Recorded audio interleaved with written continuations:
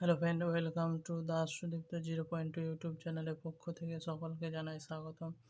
তো আজকে আমরা আলোচনা করব উত্তম পুরুষ, মধ্যম পুরুষ ও প্রথম পুরুষ কাকে বলে নিয়ে। তো চলুন ভিডিওটি শুরু করা যাক। উত্তম পুরুষ কাকে বলে? বক্তা নিজের নামের পরিবর্তে যে সর্বনাম প্রয়োগ করেন সেটি হচ্ছে উত্তম পুরুষ।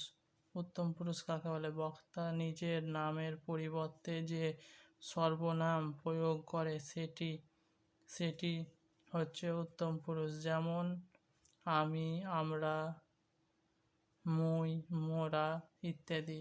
উত্তম পুরুষের সর্বনাম একবচন, বহুবচন।